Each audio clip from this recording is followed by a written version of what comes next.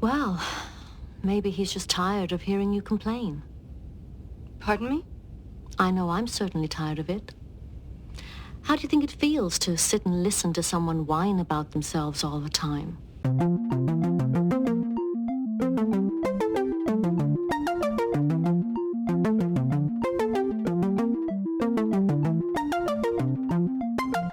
Hello, everyone. Welcome back to Fully Functional, a TNG podcast. I'm Maggie, joined by Jeff and Dory. Yo. Jeff and I are Star Trek veterans, and Dory is a rookie Trekkie, and we are taking her on her first journey through Star Trek The Next Generation. Today we're discussing the Season 6 episode, Man of the People. Original air date is October 3rd, 1992, and as always, we'll take it to Dory for the recap. Okay. Yeah. I don't want to watch this again. No. They need to give Troi different storylines. I need them to give Troi different storylines. You know what's real funny about this, actually? So this episode, it's got Troi following for a powerful leader, and Troi gets violated telepathically, which is like, you've got both her terrible stories together there combined into one. The thing is, she doesn't even genuinely fall for him. No, she doesn't. She doesn't. It's all part of the manipulation. Yeah. Okay. Let's recap. Okay. So the Enterprise has been called to the aid of a transport ship which has been attacked near Ricag, Saronia. Yeah, it's like too hostile. It's like very hostile, and there's like two factions that are like fighting, and it's bad. And their fighting has recently threatened an important Federation shipping route, because that's what's important. So they find this transport ship, and they're like, oh, it's being flanked by two cruisers. But then the Enterprise shows up, so the cruisers are like, bye. So we meet, just voice wise though, Captain Talmadge of the Dorian, and he's like, oh, no injuries, but I just realized something. Oh, what? Is this supposed to be like a Dorian Gray reference?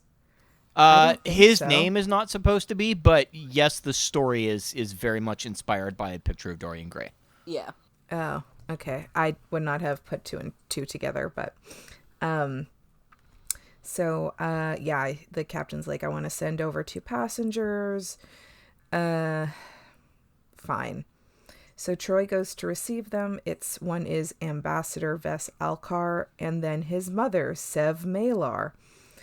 And so they've got like some forehead. They look just like humans, but they've got some forehead design. But on Ves, his looks like he put brown hair dye and it like melted off and just it rolled down his forehead.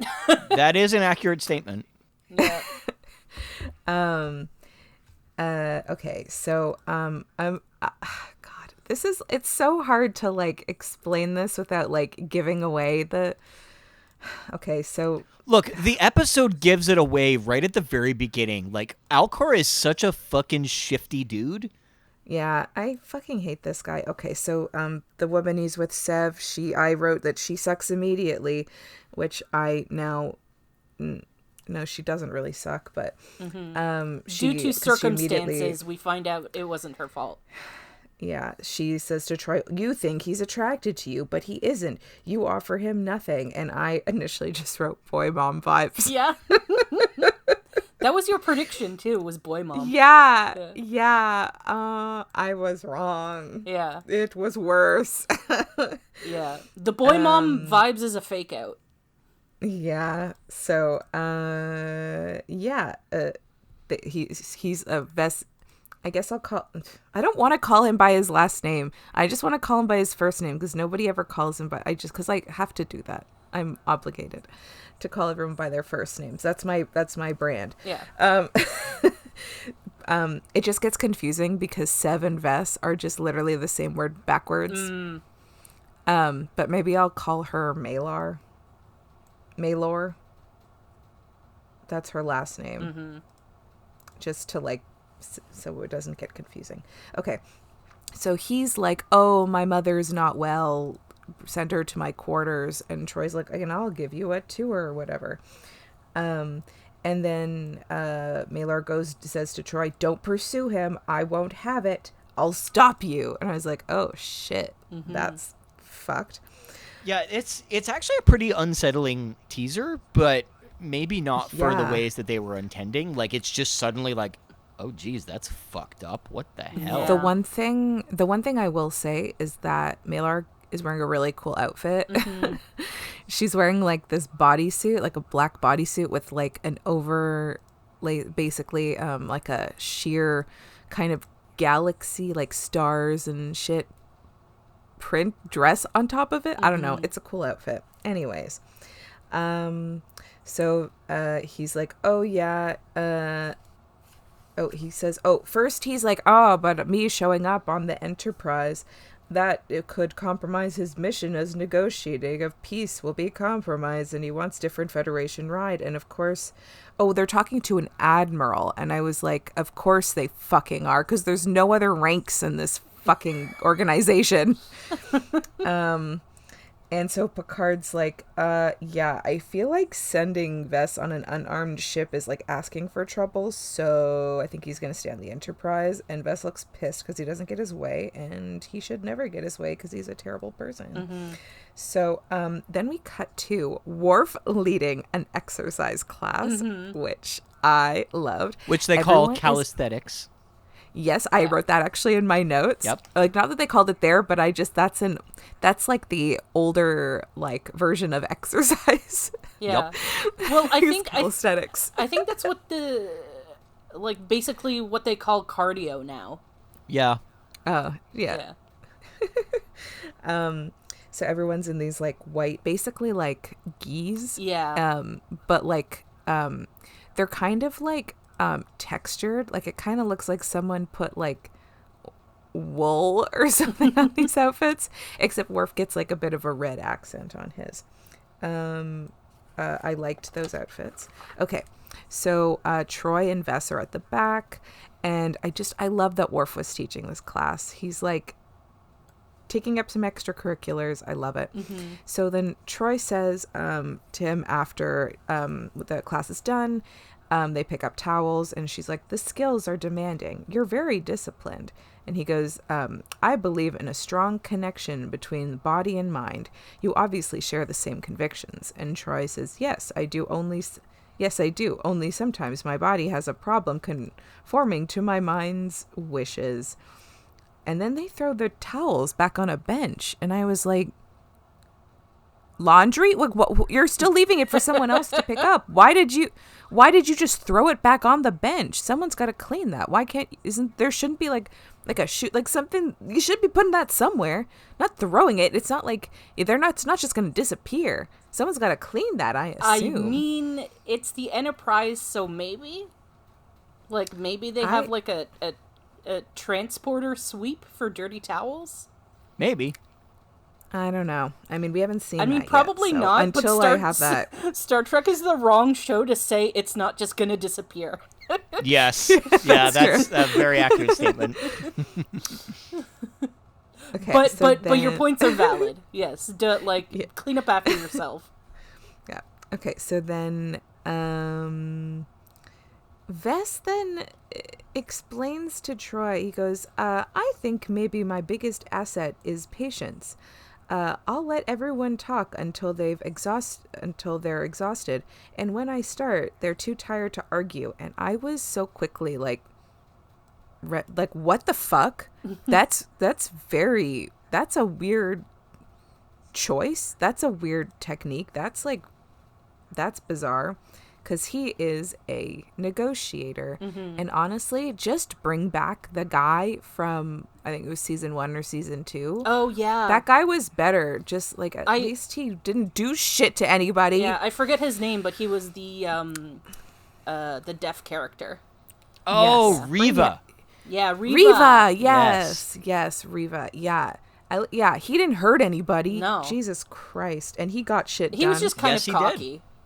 Yeah, he was real and, cocky, and but he then didn't had hurt his, anybody or anything. And then he had his what do you call it? His confidence shattered. Yeah. Yeah. But in the end, he didn't hurt people. That's true. He got his shit together.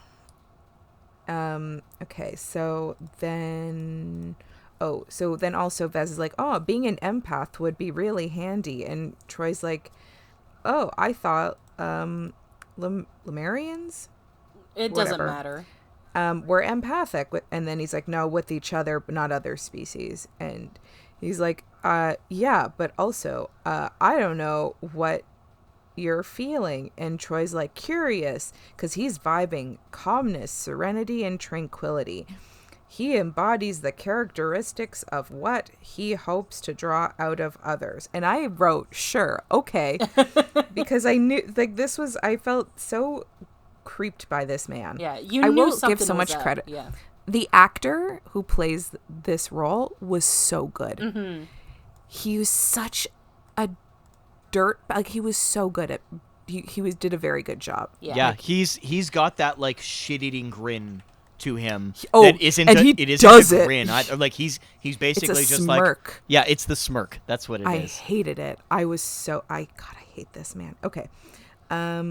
Yeah, so then he's like, oh, maybe you want to like join us for the negotiations? And she's like, yeah, I fucking love that for me. So then they end up at his room, the door opens and Maylor's there, and she's like, I was like, oh, because at this point we still thought that was his mom. And so I was like, oh, he's sharing quarters with his mother as a grown-ass man?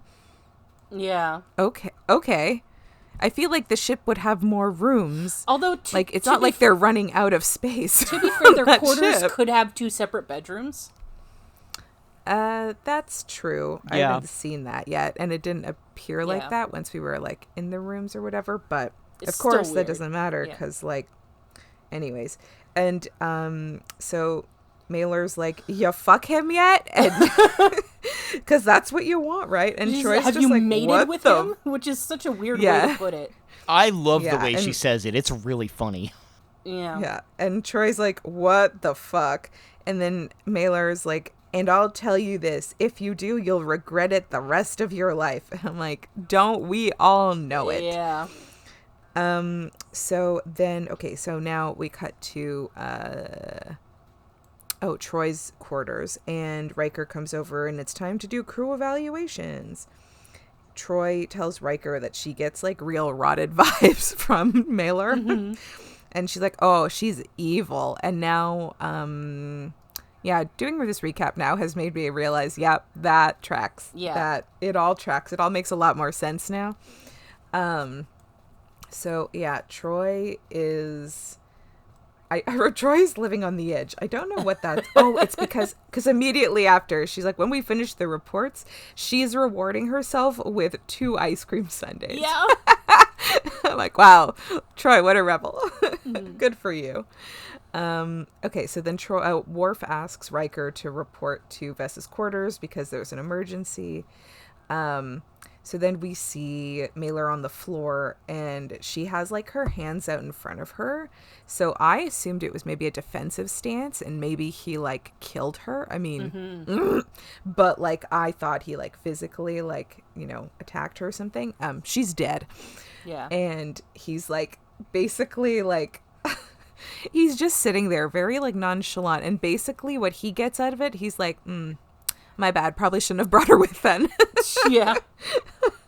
He's like, she was like old, she was like sick or whatever, but yeah, my bad. And so then immediately he's like, hey Troi, there's like a funeral ritual and only you can do it with me. Are you down? And she's like, absolutely, of course. Yeah, And he I'm moves like, wow. She's a right nice in for the person. kill. Yeah, I was like, your mom just died, bro, and you're like very nothing about this. But then I was like, well, I assume he killed his mother, so that would make sense why he's so cool about all this. And nope, he's fucking sucks. Anyways, Troi, they just like cut to the room again, and I legit almost wrote cut to nighttime. But it's always dark. But I in my head I was like, oh, okay, the stars are out, so nighttime. They're in fucking space. It always looks like it's nighttime. I short circuited for a second there. So Vess gives Troi this sparkly stone, and they're holding it, and she's repeating after him, and then her eyes are closed. He leans over and touches the stones, and my first thought was, this better not be a Freaky Friday situation, because I'm not down for that. I don't want this.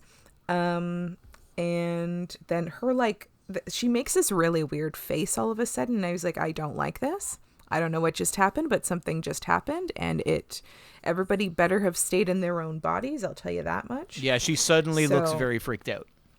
Yeah. So now we cut to Troi in her room. She's studying her face, and I'm like, you're beautiful. Calm down. And she's going through her clothes, and she's canceling appointments. This is not great. Or normal. Okay, so yeah. So then Dr. C calls Picard into sickbay, and they just stand over Mailer's body just for her to be like, I can't figure out the cause of death. I want to do an autopsy. But Vess says no. I love that is Dr. C's entire plot line of this whole episode is she wants to do the autopsy. It comes up so many fucking times. It's kind of funny. So because they from surface from the test she could run, there was no diseases, but she did find abnormally high levels of neurotransmitter residue on her cerebral cortex.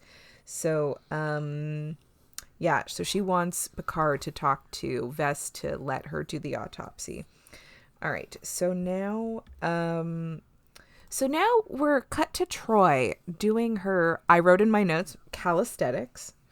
I probably didn't spell it right though, because I don't think I actually know how to spell calisthenics. But anyways, Calisthenics, like the word the word aesthetic with cal in front of it. Oh, okay. So I thought, okay, because at this point up until it was kind of revealed, I did not understand what the fuck was going on. And so I kept thinking, because I was at it in my head that there was some Freaky Friday shit happening. So she's standing there doing her workout, and she's got a mirror behind her and in front of her. And I thought we were going to the camera was going to pan over and we see a different face in the reflection or something. We did not. It was nothing. It was just Troy's reflection a billion times. Yep, while she's weirdly touching herself. Yeah, and then she's touching her chest, and it was weird. Yep. Wait. Oops, I just skipped the page. Okay. Oh, so then I think Vess comes in, and or I don't remember actually where they are, but Vess calls her Deanna, and I just was like, who gave him the permission to call her by her first name? Not me. I did not give him permission to do so. He cannot do that. This guy does not ask for permission for anything, turns out. Oh, no, yeah, he just does it. Mm-hmm. And I wrote in my notes, I don't understand. Troi is so gorgeous, and they keep giving her these randos. There's a guy that I look to who does commentary on Star Trek episodes, just quick internet commentary and whatnot. And one of the things that he flat out said about this episode is that it really doesn't jive that Commander Riker is this one nice guy in a sea of real shit tasting men. Yeah. Well, I think it's kind of implied that Riker was kind of shit at the time. They broke up because he wanted to be a captain. Yeah, okay. But that doesn't make him a shitty boyfriend. He made a choice for his life, and she respected that choice. Yeah. Well, maybe he lived and he learned and he's grown as a person, and he's a nice boy now. Maybe he lived and learned, hanging on the edge of tomorrow. He lived, learned, loved, laughed. No, I was referencing lyrics from a Sonic the Hedgehog song. Don't worry about it. Oh. And cool. I was referencing art and home sense. Okay. I also did write that Vess is really giving incel vibes. I did not like him. And then, okay, so they're like circling each other like creeps. And I did not like it. And she's like, tell me all about yourself. And he's like, not much to tell. I lead a simple life. And she's like, what about women? Do you find me attractive? And I'm like, who's ever going to tell her she's not attractive? She is so beautiful. I'm like, what? Because also, again, I did not understand what was going on at this point still. Because I was like, did he like put a curse on? Because like, obviously it's still Troi, but like, did he put a curse on her to fall for him? No, what? Ugh. It's very weird. Yeah. So just bad vibes all around. And I just wrote, I'm so confused so many times in my notes. I was like, I don't understand. So Troy's basically like, fuck me. And he's like, oh yeah, you're hot as fuck. But, a relationship, is like not Possible or whatever. like, I'm not doing relationships right now. So she like rushes out and into the turbo lift. And this very young man comes in and she's just staring at him. Mm-hmm. And he's just like, oh, hey. And she just, it's like such a long shot of her just like staring at this man. And I'm like, okay. It's just like, what's up? Yeah. Time to fuck. Yeah. So, okay. Then we cut to Riker going to Troy's quarters. And she just opens the door, just essentially tits out. I mean, it's literally just like a sheet, like with wrapped around her neck or something. I don't know what I this feel dress like we've was, seen this but outfit once before, but I could be wrong. I don't think we have because It's a very flowy, thin, white fabric that's like almost like Grecian style, and her titties are loose and like free. And yeah. I feel bad about it, but Troi is so fucking hot in this episode. It's just- Yeah. Yeah, me too. It's so okay, many times Maggie. I was like, The oh my God, she men looks who incredible. wrote it said the same thing. Yeah.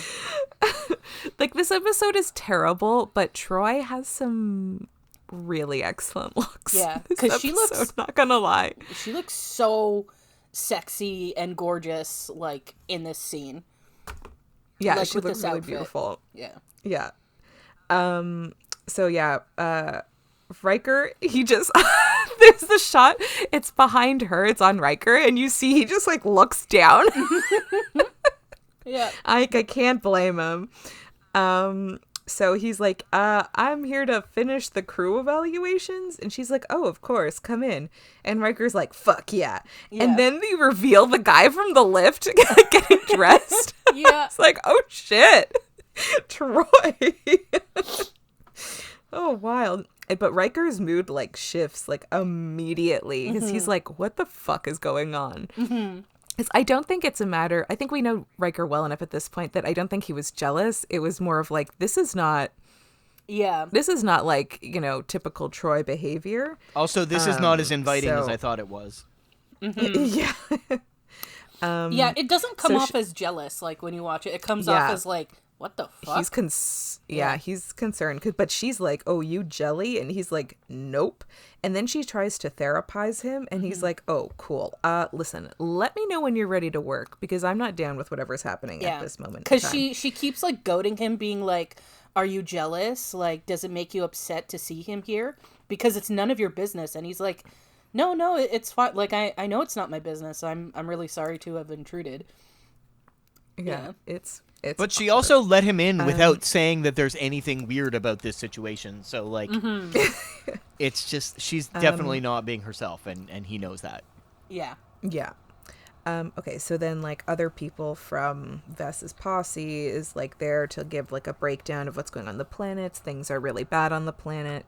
And Vess is like, oh, if only I could have gone down, I could fix everything. And Picard's like, sure, girl.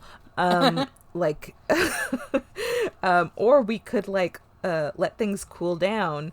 But Vess is like, nope, I need to go down. So Picard suggests like meeting in the city of Darthan, which is neutral territory. Both parties like live there. And I'm like, this seems like a very obvious choice. Yeah. Why did everyone seem so like surprised? Do people not do research? Nope. Because like Picard right off the top of his head was like, hey, maybe this neutral city seems like a good idea to meet. How about that? And they're like, where? Well, I don't know this city. I feel like they were really what? focused on having it on a like completely different planet. Like for some reason, I don't know. Yeah, these negotiations were dumb. Yeah. They're also like a side point that's barely explored in any way. Like they're basically there to hold up the rest of the plot. Yeah. Yeah. Okay, so then like we cut to Troi. She's doing therapy. She's listening to a patient who thinks like her superior is like too critical, and like this is like pretty valid complaints and whatever. But then Troi goes, well, maybe he's just tired of hearing you complain. Yeah. And that lady's like, pardon me? And Troi goes, I know I'm certainly tired of it. Oh, How do you God. think it feels to sit and listen to someone whine about themselves all the time? You know, It's like, oh my God, Troi, that's your job. That's like literally I your really job. want to be mad at this episode because it's not great and it really doesn't have like any like weight going for it. For the record, the episode was very rushed, but I'll get into that later. But fuck, every time that Troi is like the main focus of a scene, she fucking chews it up, and I kind of love it. It's really entertaining in that regard, even if the actual story is not good. Yeah, like Marina Sirtis? Yes. Yeah. Is that her name? She's incredible in this episode. For the this episode record, is not good, but she- she's so good. For the record, she loved doing this episode. She had a lot of fun I with mean, it. yeah, I mean, as you said, she freaking ate. She was so good. Yes. She got to do fucking everything, and she nailed every single bit of it. Yep. Yeah, she was fantastic. Yeah, and like this, I was like, she's very funny. Yeah, so that lady was like, But then Troi does make a good point of her, like, not for this lady. This lady's, like, fears or, like, her feelings are valid. But she's like, listen, we're on the Enterprise, and, like, tough shit happens on the Enterprise. So if you can't handle it, it's basically like, if you can't handle the heat, get out of the kitchen. But if you can't handle the criticism, get off the Enterprise. There's no coddling on the Enterprise. So I actually felt bad for the lady. Yeah. Okay, so now we get a tiny Dr. C and Geordi scene, which we need 1,000 billion more of. Yeah. She asks, she's still on her single plot line of wanting to do an autopsy, and she asks Geordi to pull up the biofilter log for Mailer because, it turns out it's very different from the tricorder readings that she took a few days ago. But Geordi's like, oh, I'll run all the system checks or whatever on the biofilter and the tricorder to make sure, you know, all this shit is like working in top condition or whatever. I love Dr. C because then at this exact point, she like looks at Geordi and she's like, you know, it'd be really helpful right about now. An autopsy. See? Yeah. I love it. Okay, so then Riker goes to 10 Forward to tell Vess that the meeting will happen like the next day in Darthan as Picard's suggestion. And then in walks Troi.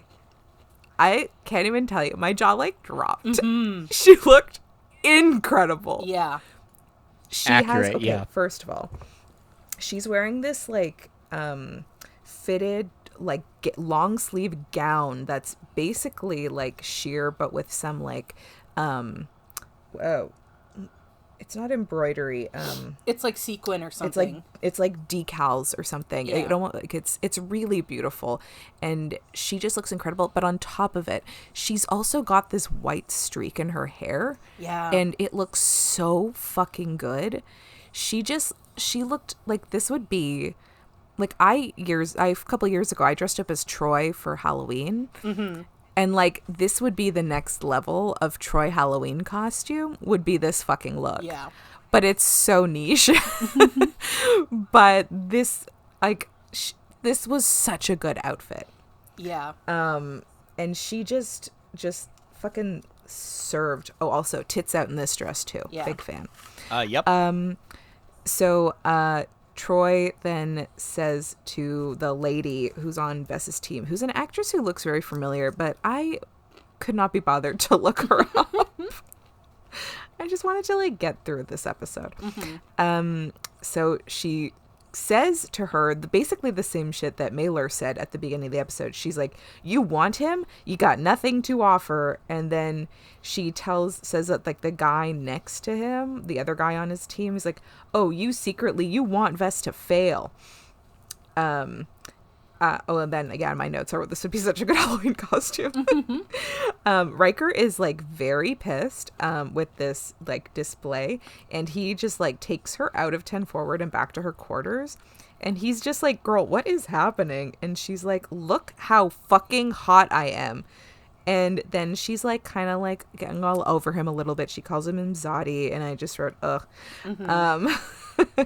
Then she kisses him, but then like she fucking scratches his face, his like neck and part of his jaw, and he looks legit scared of her, because also she uses 4 fingers to scratch his face. Yeah, he looks very scared, and he's like, what is this? Yeah. And okay, but then Dr. C fixes him up in like 2 seconds. They white it out, basically. So then Troi is basically speed aging at this point. She's got white hair, but at this point, the aging makeup, the face looked good, but they didn't have it on her neck or chest yet. Yeah. I say yet because they did do it eventually, which like good job for them. But at this point, they didn't, and it was very, very obvious to me. So it was also a little distracting. So it just looks like just her face aged. So then Vess is like, I'm going to the planet without you. And she's fucking pissed. And then I kind of started to put some pieces together.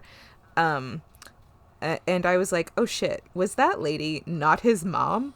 What if he did this? What if she's someone else he did this to?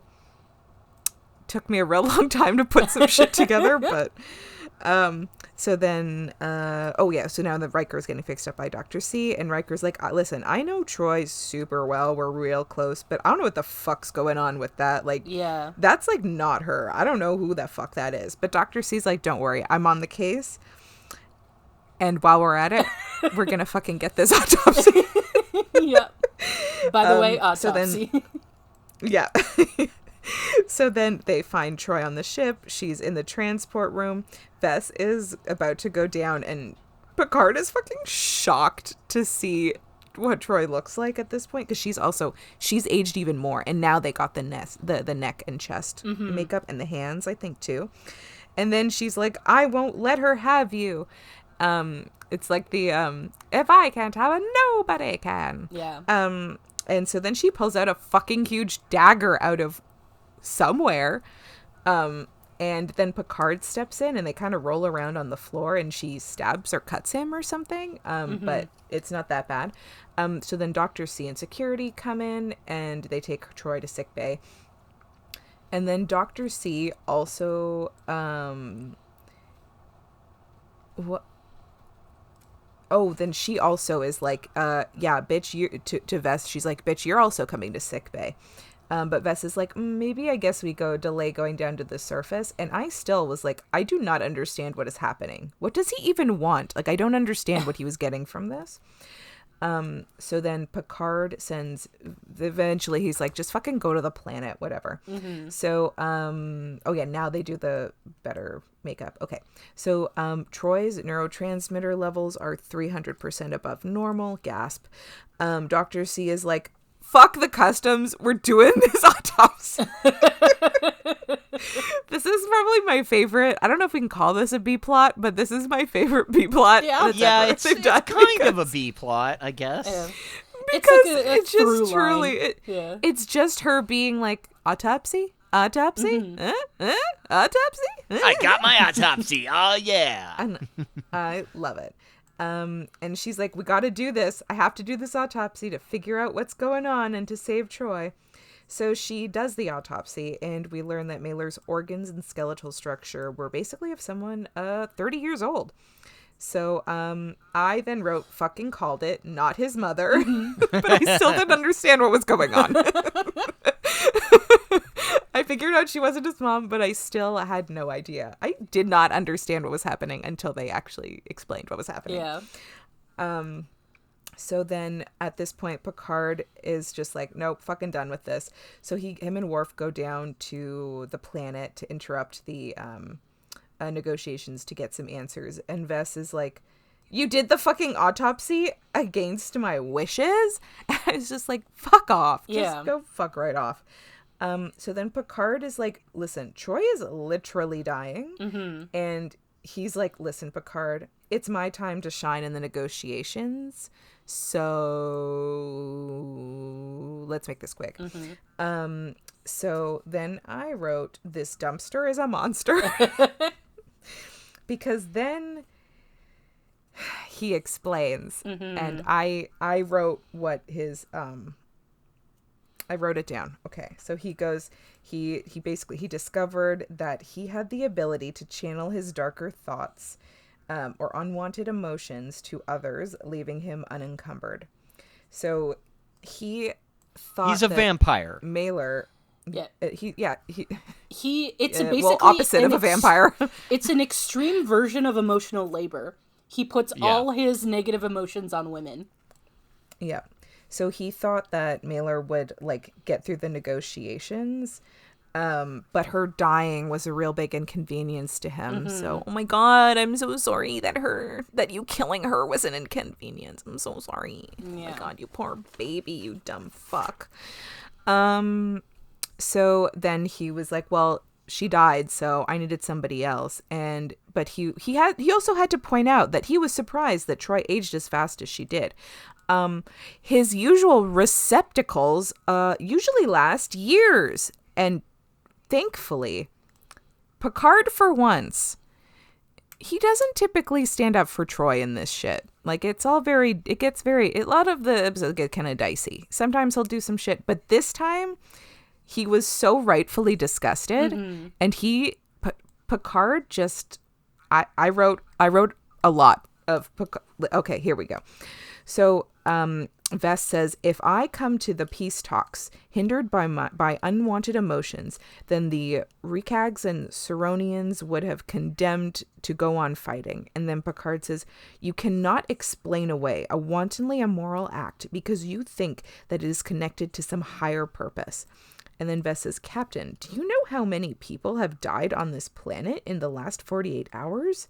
Thousands. Deanna Troi is just one individual.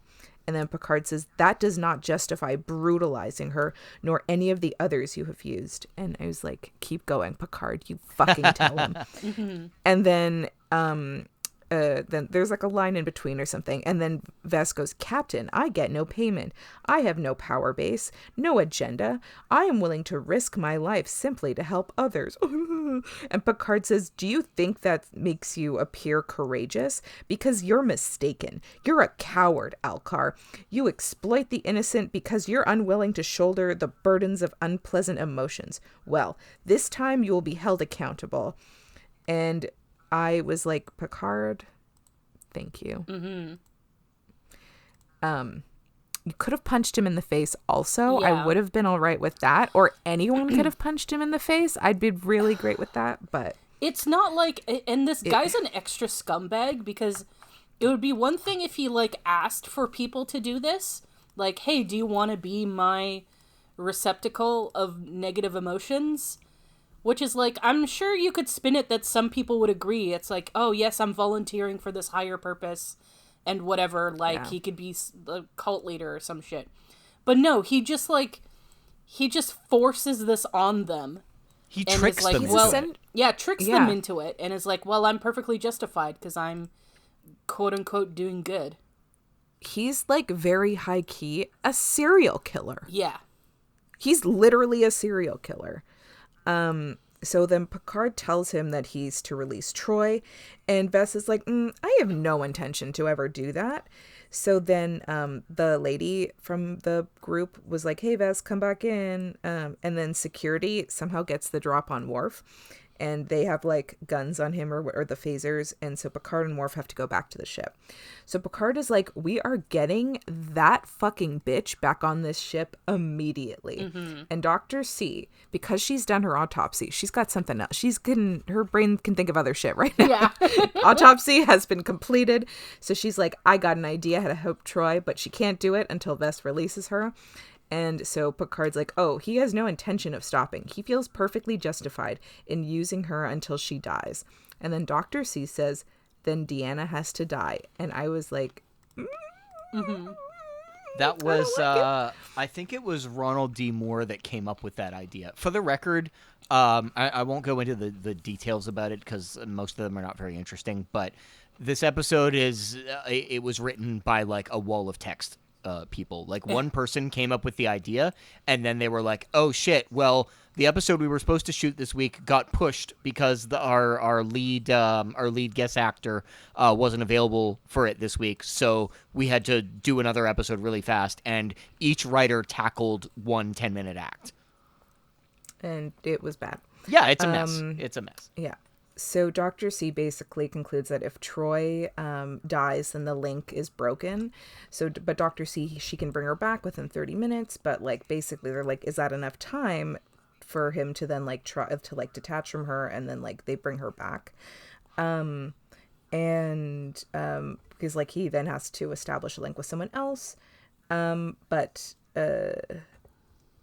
then initially I was like, they're really not going to do. They don't. Thankfully, I was like, your plan cannot be like having him pick somebody else. Yeah. But before they wait. What the fuck did I write? Oh, revive. Oh God. Okay. But before they revive Troi, wait, though they have to, okay, whatever. I can't read what the fuck I wrote. Anyways, so thank you because they're like, oh, they have to like wait for him to like pick somebody else, blah, blah, blah. And then Picard points out, this means setting somebody else up. Yeah. And he says like setting him up with another victim. And I was like, thank you, Picard. Like, wow. Picard really comes through in his anger this episode. Yeah. So then Dr. C was like, it's cool. I will like gently kill Troi with a spray. And everyone in the show are like, oh, it's definitely going to be that lady who's like part of his team. Yeah, She's definitely his next victim. We're all in agreement. So Picard's like, to Vess, hey, fucking dummy, we're bringing you back to the Enterprise whether you want to or not. And I really just even hated seeing Troi temporary dead. I did not like it. It was upsetting. I didn't cry because I knew they'd bring her back because, again, I know she lives to season 7 because I have her on my plate. My tray. I'm not gonna lie, I was a little annoyed by the way that they did it because they're just like 3 minutes and 30 seconds left, and I'm like, what is it, like insert coin to continue? Like, what the fuck? It's not. It cannot be that exact. Oh yeah, so Picard is like very pissed, and Vess like looks at her body, and Picard's like, I will make sure you answer for your crimes.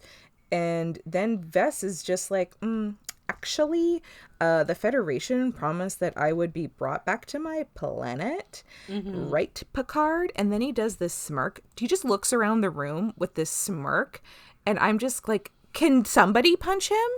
Anyone? Yeah. But also, please? Like, what makes you think that, like, we'll make sure you get back safe and whatever?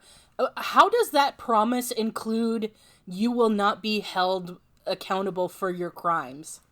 I think he thinks he has, like, fucking diplomatic immunity or some shit. I guess. But Yeah, he thinks he's invulnerable. Yes, in my notes, I really just wrote, someone punch him, please. Yeah, so now they have 3 minutes, 40 seconds. I actually thought about timing it, but then I was like, no, because I'm going to have other notes. The episode is not done yet, and I'm not going to start and stop my timer. That does make sense. So then Picard orders... because they all figure out that it's probably going to be that lady, that he tells the transporter room to like get shit ready to get like a lock on her, because like they know that because now he knows Troy's dead, so he's gonna need someone else. So they get a lock on the lady, and to like get her out like as soon as they can, like when the time is right. So yeah, this poor woman, Vess is like,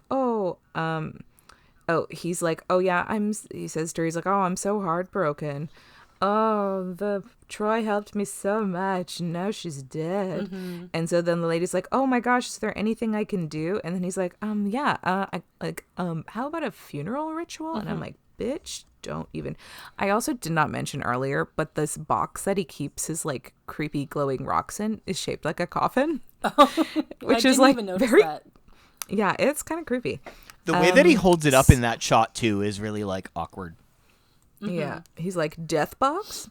Anyone? Death box?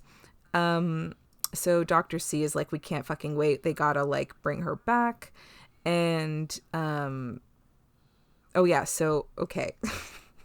So, okay, the short version, because they do the perfect wrap up at the end of this episode. So Troi wakes up, she's fine. They are able to get that lady out in time. And so Troy's awake, and then Vess becomes basically the crypt keeper. And I just was like, I hope he's in so much pain. And Worf just like stands there watching him like writhe around on the floor and just does nothing. And I'm like, Worf, I cherish you for that. So now Vess is dead and good. So Troi is young and beautiful again. I like how when he like falls to the ground, Worf doesn't even like go down and check his pulse. He's just like, no, he doesn't. I love that Worf Alcar just is did dead, nothing. and I'm like, are you sure? You want to double check? Imagine this from the perspective of a Klingon, where this guy just passes off his negative emotions and stuff, whereas Klingons like purposefully hurt themselves because they see it as like a sign of strength and shit. So like this guy must be like the ultimate like fucking like loser to them. Oh, absolutely. Wow, he's a loser to all of us. Yes. And so then the last scene, which to me was like the perfect summary of basically every TNG episode. Almost every TNG episode. Riker, then he's sitting with Troi, and he goes, Beverly thinks Alcar must have been at a susceptible point in the meditation ceremony where he was vulnerable. And then Troi says, then the flow of negative emotions and feelings were reversed back to him somehow. And Riker goes, that's our guess. And I'm like, yeah, this tracks. They don't fucking have any idea what the fuck happened. They're just like, somehow, and they think that maybe this happened, and perhaps. Somehow, and Palpatine has returned. Yeah. Yeah, I was like, wow, this is truly almost every TNG conclusion. And Troi then, she's like, oh yeah, she's going to have some low-key trauma for a bit. But she's like, yep, it was like looking at a holodeck projection of someone else. And Riker's like, same. So Troi, and we know what Riker he gets up to in the holodeck. Oh yes.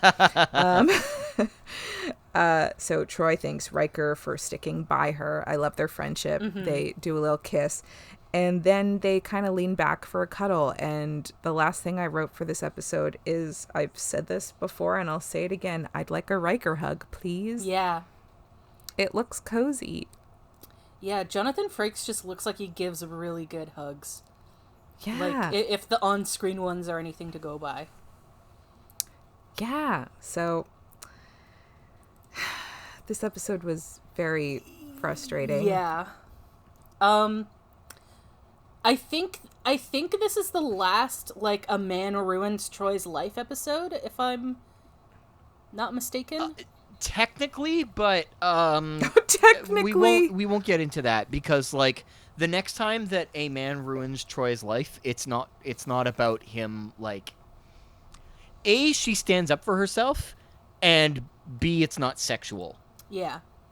Which, I mean, technically this wasn't sexual, but it was still but it doesn't get sexual at all. Weird. It's, you know what, honestly, it's a story that you could probably only pull off in sci-fi or maybe like fantasy, but it's a very good Troi episode. I won't tell you any more. They're like in this episode, like I mean, not to give this episode credit, but one tiny thing is that they didn't make him exploit her sexually. Right. Like, I think the implication is that he funneled his own feelings of lust into Troi, and that's why she was so like coming on to everybody. Yes. But the next episode that we're talking about, it's not the next episode, but the next episode where Troi is involved, has absolutely no sexual aspects to it. Right. Good. Yeah. So, the background of this episode is a little bit weird, because it's like I said, they rushed it because they were expecting to be doing another episode this week, which is going to be the next one that you'll hear about. But their lead guest actor for it, they couldn't get this week. So it's when we tell you about it, you'll understand why it was considered like a pretty important thing for Star Trek. But they had some weird ideas for what they were going to do, and this is the one that they ended up settling on. And I mean, it's clear that at least Marina Sirtis had a lot of fun with it. And that's great. Like, she really enjoyed herself in this episode. It really especially sucks the fact that this is a Troi-centric episode that stops focusing on Troi in the last act, because she's just unconscious and has no agency whatsoever. So it's like, okay, great. Well, she doesn't get any resolution to this, really, except for a little coda at the very end, which kind of blows, but whatever. But they had a Q story that they wanted to do. So the idea was that they had a plot where where Q divided everybody up into two halves of themselves.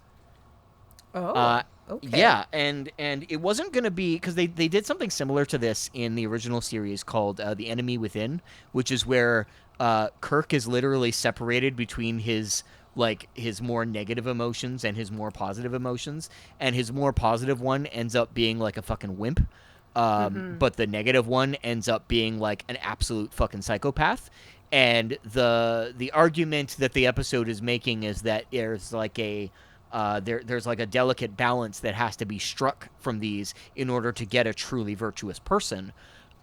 Because the way that it is, if they're like 100% good, but they won't take any risks, or they don't have any, what do you call it? They don't want to like do anything negative in any way whatsoever, then they'll just kind of like be a pussycat. So like, I don't know, in 1960s, what do you want? So that was not their idea for it. But they had a lot of disagreements over what kind of polarities they should go with for individual characters. And they're like, well, should we have different polarities? Should we have them interacting with each other? Should they be like, against each other in some way? Should we only do certain characters? And that ended up bogging down, and they were like, look, we don't have time. We gotta pump out an episode. We've got this one here that a new writer that we've got gave us a pitch for, and we said, yep, let's go for it. So they ran with it instead. Yeah. Also, they didn't. The writer who was putting it together didn't have a lot of like supervision when they were doing this, because they were busy like putting together a bunch of other stuff at the same time. Yeah. So it was a big mess behind the scenes that led to this one. And let's be very fair. This episode, while it's not like it's dumb and 90s as fuck, and at the time there would have been absolutely nothing controversial about it whatsoever. And now it's just kind of like, pull your neckline of your shirt and go like, that's a little weird. But it's not like as flat out offensive as many other Troi episodes have been up until this point. And one thing I'll give credit for not a high bar in this. No, that isn't a high bar. But one thing I'll give credit for in this season is, if this is the worst shit that they can throw at Troi, we've seen worse than this. Yeah. This isn't terrible. Yeah. It's Because, just like, not great. So the episode coming up, while they do like they do like fuck with Troi, it's as a setup to show Troi being badass, whereas all these previous episodes have just been purely to like basically show how gross the bad guy is. Yes. Yes, exactly. Which is just tiresome. But I know in that era that wouldn't have been like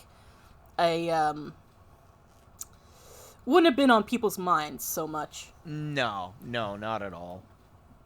Yeah.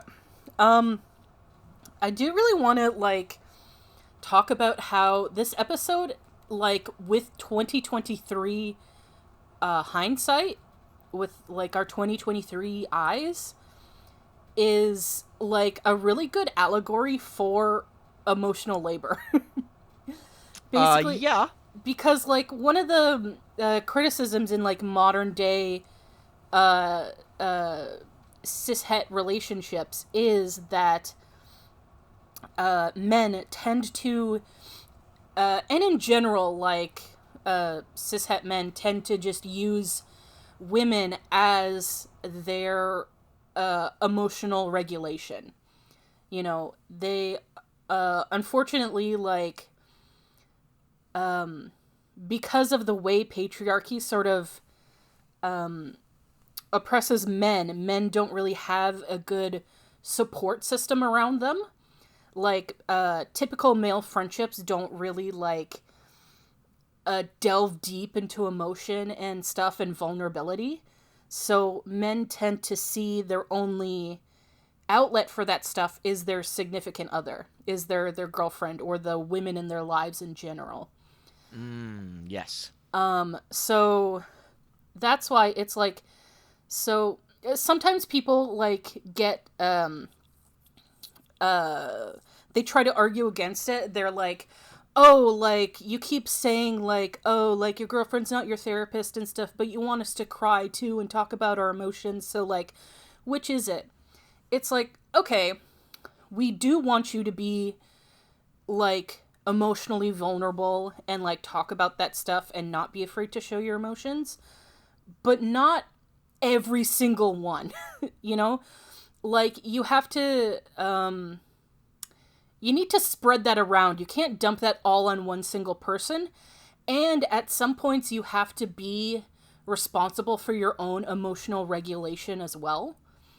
So like, Yeah, there's a big difference between having like some sort of emotional support that, you know, happens to be your significant other, and them being your only anchor in life and having absolutely no independence to those emotions. yeah, because like you have to learn like coping skills for yourself as well, right? Yes. Like it, and it's learning that balance of like how to be able to regulate your own emotions, but also like when to reach out for help and when to like healthily express those emotions to others and shit like that. It's also why like women typically do better in breakups, because women have a lot bigger of a support system. Women tend to form like deep emotional connections like with their friend groups and stuff like that, whereas men, as I said, this is all like generalizations, but like it's like just typical, like men usually rely on their significant other, so when they break up, they've lost their entire emotional support system, you know. Right, yeah. And because of a variety of reasons, women, when they're having like a hard time dealing with their emotions, they tend to like direct that inwards. Like women more so tend to be like, I'm terrible, I'm a piece of shit, like they really get down on themselves, whereas men typically tend to direct that outwards. It's like, I'm hurting, so I have to hurt others around me, right? Like I have to take it out on them, which is what we don't want. You know, we don't want you to like, you know, just sit and like call yourself a piece of shit, but also you can't go and take that out on everyone else. You know? I just remembered that there was a quote I said, like, I don't remember which episode it was for, but it was like, share your woes with your bros. Yeah. This I like applies. that. This applies now too. So in this episode, it's an extreme version of it where he literally dumps all the emotions he doesn't want to deal with on a woman. Where he's just like, I don't want to deal with being angry or impatient or lustful or whatever. Whatever he doesn't want, he just dumps that on a woman and, like, uses her up. It's also the thing that makes me most angry is because he thinks he's more important than her. Yeah. He thinks he's got a higher purpose. Like, Oh, he man. deserves to not have to deal with this. And Yeah. it should be inconsequential that he passes this off to some woman because he's got lives to save. Like, bitch, no one asked you. Yeah. Okay, so I wanna bring something up regarding that, and this is quite frustrating to me. But Alcor ends up reminding me of a lot of people that I've come across on the internet, specifically "quote unquote" facts and logic people, as I like to call them. They're generally people who are arguing against some sort of like culture war issue. And they always argue from perspective that, no, they are arguing with facts and logic. Their argument is not emotional, which, I mean, it often is, but whatever. They see any argument that is emotional as being something that is inherently negative and incorrect. And compromised, basically. Yes.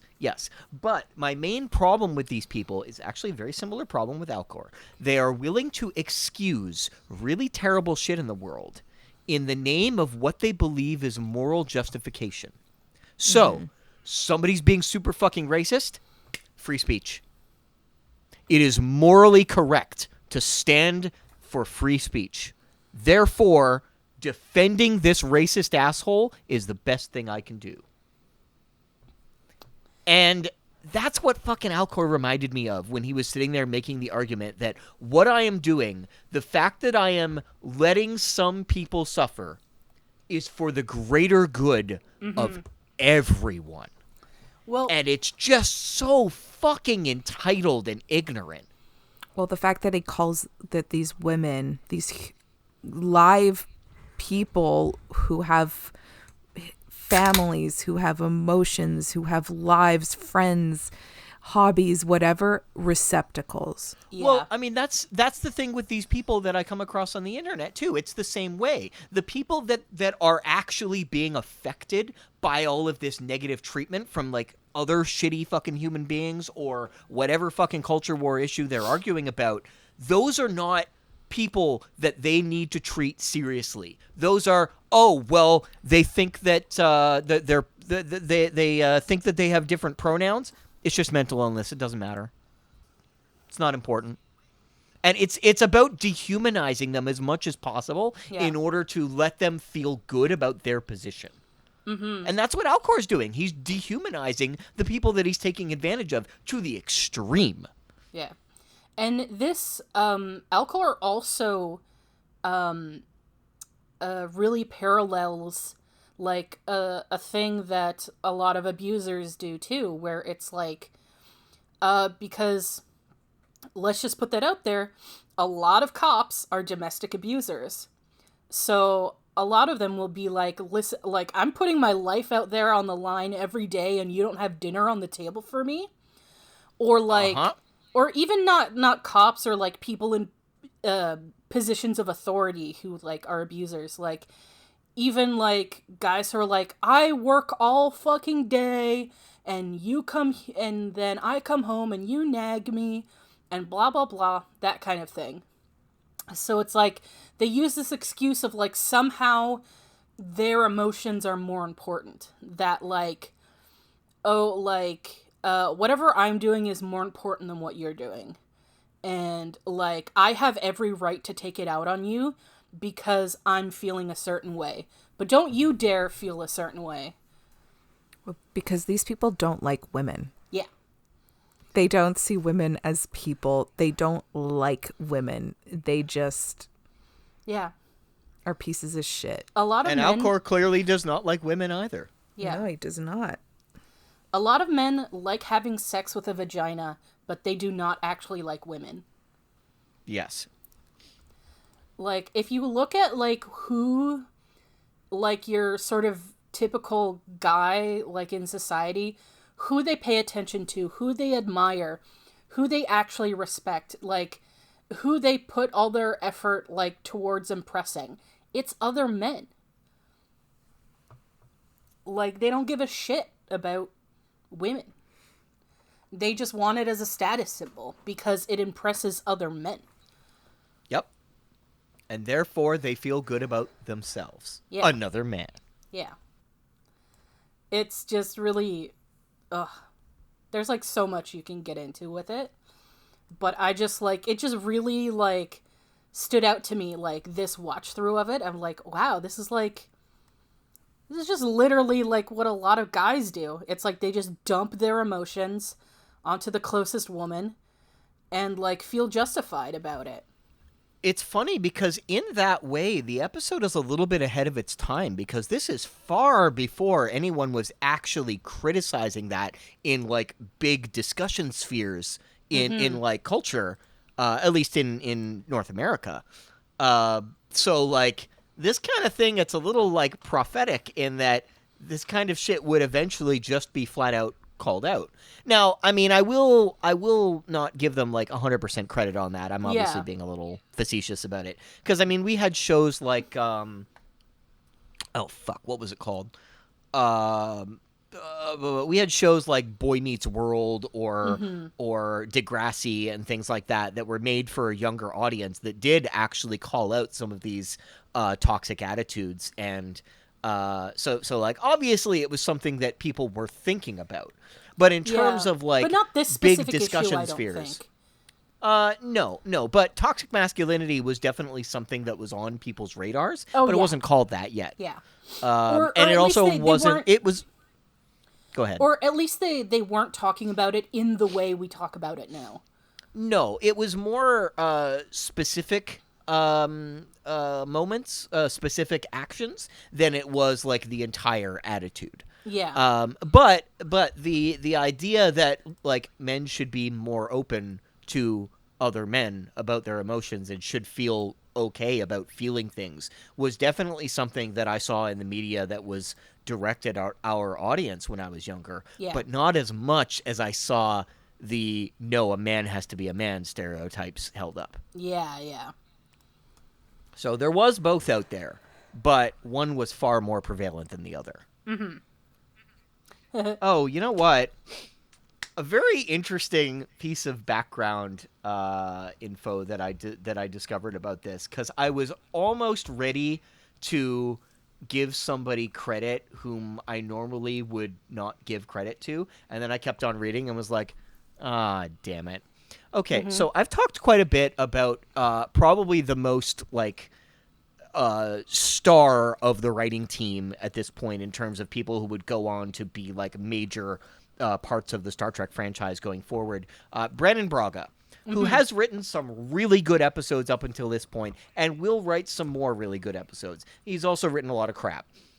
And what he flat out said about this episode is he had fundamental problems with it. And I'm like, oh, Brannon, are you about to say something I'll agree with? Mm-hmm. Are you not some, like, boring edgelord? He's not like an edgelord, but he's all like, oh man, you know what'd be cool? Aliens. He's like that kind of guy. Anyway, he said, you know what? I would have done this episode differently. I would have made it darker and much more a story about Troi's dark descent from a psychological point of view. And I'm like, oh, God damn it. Okay.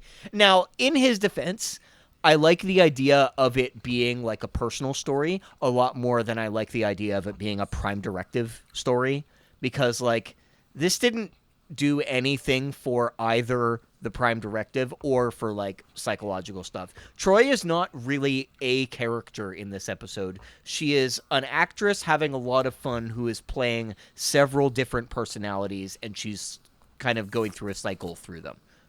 That one is logically leading to the next, but they are not who Deanna Troi is as a character. And she knows that. She was approaching it deliberately from that regard. She actually spoke about it afterwards, about how she was really happy with it. What with her approach was to look at her new like makeup in the mirror and be like, okay, who is this character now?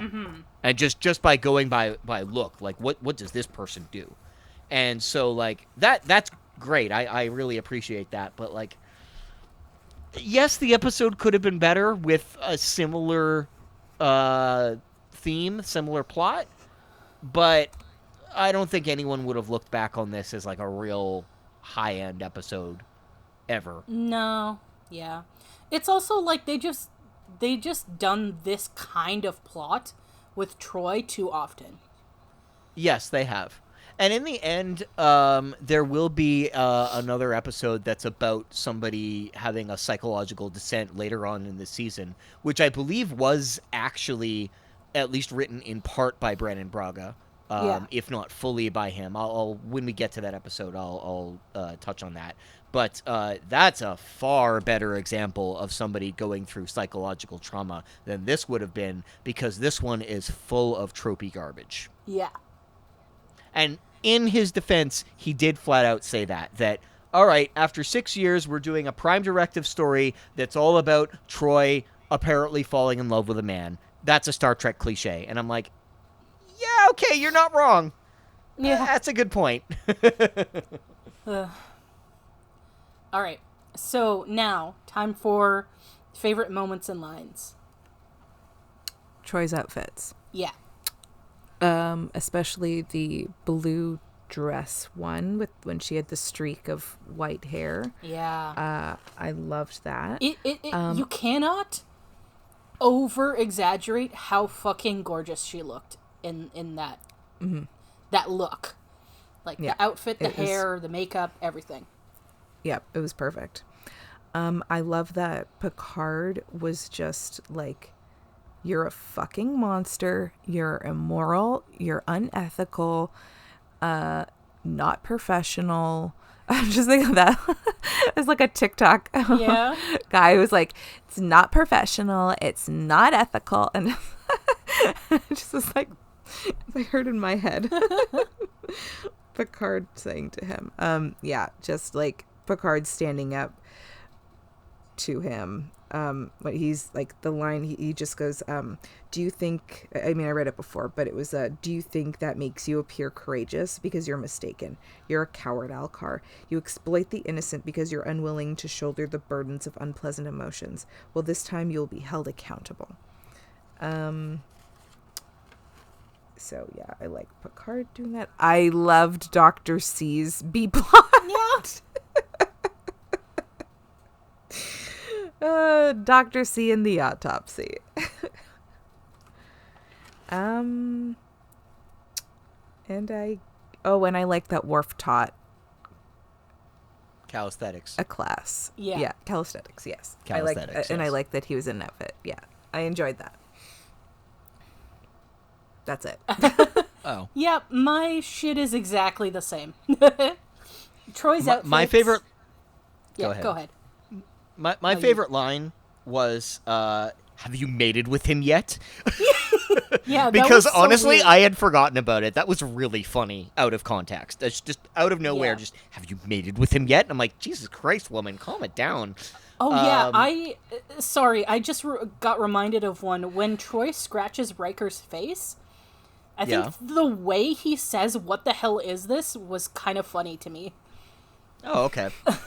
Like, I don't know what it is about, like, it's so out of nowhere, and it just, I don't know, like, in the context of the scene, it caught me off guard, the way he said it, and I found it funny. So, Alcar is, like, the problem with this episode is that there is no conflict in the episode. You know that there's going to be a resolution, which, okay, fine, you usually know there's going to be a resolution. There isn't really a lot of peril to it, besides not really knowing how she's going to get out of it. But you also don't know, like, there's no reason to side with Alcar in it, and there's no reason to expect anything out of him. He's kind of just a jackass right out of the gate once you find out what the what was going on. And you're like, well, then, like what is good about this guy? You never get to see him be a good diplomat. You never get to see him be a good Yeah. person in any way. He just seems slightly charming, but only slightly, like to But that's the barest amount. It's funny because to your point, like he does say some of his like techniques, but they're all very sketchy and Yes, all they have to are. do with just letting people argue until everyone's just exhausted, and then he's like, now it's my turn. Yeah. Yeah. And everyone's just tuckered themselves out with arguing, and now I can do it. I'm like, what? Yeah. Yeah. Well, this comes back to what I've been saying this season, is that this man has never been shamed. Yeah. And he should have been shamed. Well, it's very telling because should have it's learned such shame when he was younger. It's very telling because it's one of the it's like a very low effort technique. It's like I don't actually have to develop skills in like dealing with people and talking with them and convincing them. I just have to wait until they're vulnerable. And Yep. he probably thinks he's real hot shit for coming up with this plan. Yeah. I mean, This the is way his that he higher speaks purpose. is that as if it's some sort of like charming aspect to his personality. Yeah. And I think like that is a criticism, but I also think it could be like not necessarily a bad thing about the episode because it shows like that he actually like isn't impressive at what he Yes. does. Like it's all a facade because he just dumps everything he doesn't want to deal with on other people. It may actually be quite intentional, but we're not Yeah. sure just because the episode was written by 5 different people. Yeah. So, yeah, Yeah. there isn't really a way to It- know. Yeah, I don't know if that it's said, intentional, but like it at least accidentally worked out. Yeah. That said, my favorite actual moment in the episode, like that isn't a line, is when Picard and Worf are down on the planet, and Picard tells Worf, "Oh, you know what? We're gonna take you with us," and Alcor is just like, "No, you won't," and somebody snatches Worf's phaser out of his pocket like immediately, and you can see Worf's just like, not again. Like, he doesn't say anything, but he has that look on his face like, alrighty. Yeah. All right. I guess that brings us to predictions for the next episode. So, I think this will probably explain why they rushed this previous episode to focus on this one. Yes. So, the next episode is called Relics. And Okay. this is one of those episodes that is for fans of the original series. Yes. So, Oh, great. So I'll totally understand it. No, you know I- what? The episode is good without that. yeah. It definitely, like, I don't think you need It to still have... holds up without it. Yes, it does. Yeah, given the sort of like what the sort of theme is of the episode, I think like you don't really have to have that emotional connection to TOS to appreciate it. You it don't. it And definitely he helps, really but- carries it, too. Yeah. He does a very good job carrying it. Yeah. So in this episode, the Enterprise basically come across a original crew member of the original series Enterprise Oh. in a way that's unexpected, and they did not think that this person would still be out there, and then they kind of have to deal with that. Okay. Oh. If you want any more clues, I don't think it's a terrible idea to tell you who it is simply because you don't know anything about these characters. That's true. You wouldn't be able to guess. Okay. Who is it? Who is it? They find Scotty. On Scotty is the guy with the fake Scottish accent. I mean, it's a real Scottish accent in the show, but The chief he's engineer. Canadian. Yeah. That's Yes. who Simon Pegg played in the movies, Yes. right? Yes, he did. Okay. so they find him on this theoretical object called a Dyson sphere. which is Any relation to the vacuums? vacuums? No. No. Or hair dryers? No. No, it's not super important what it is, but it's basically like in the start, like it's a real theoretical thing. But in the Star Trek, in the episode, it is, it's a really incredible find, right? And they unexpectedly find Scotty there. Okay. It's basically a shell built around a sun that people would live on the inside surface of. Okay.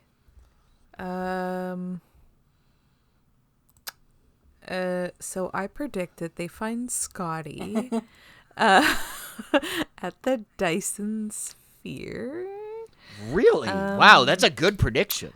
with the candlestick and in the study. Yeah, it's hard Okay. because it's not really like it's not really a plot based episode. It's more of like has an emotional theme to it. Oh, excuse me. Okay. So okay, I'm trying to think of what could I predict then. I guess why they're there, how they found it.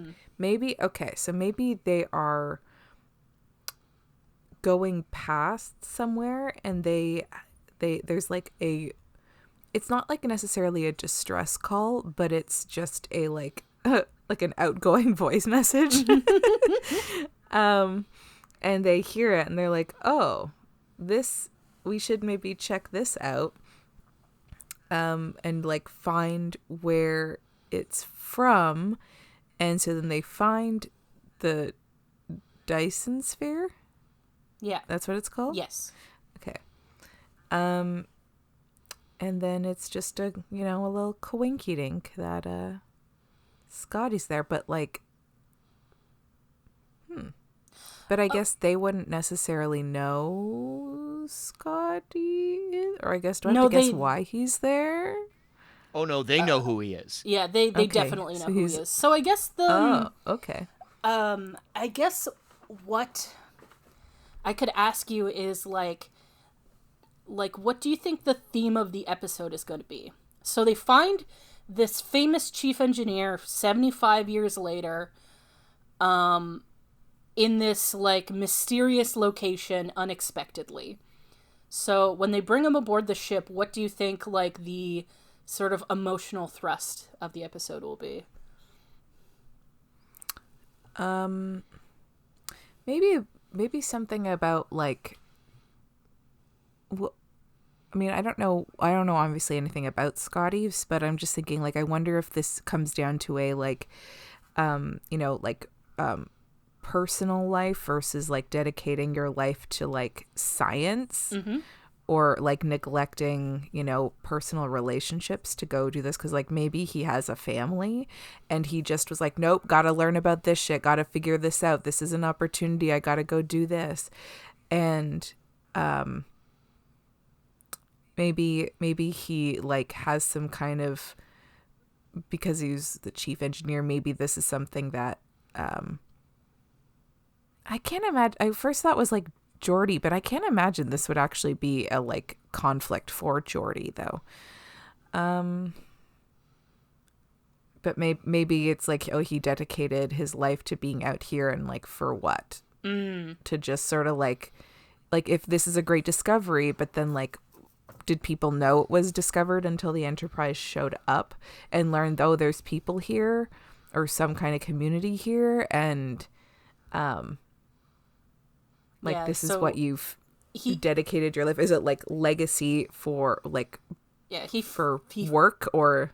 Yeah, he feels like he wasted his life, sort of thing. No, because I'm thinking maybe he advocates for giving up his like personal life for this, and maybe it was worth it for him. Okay. But maybe people on the ship are like, I can't imagine just like giving up everything to just go study this one thing. Yeah. Okay. Yeah. I like that direction.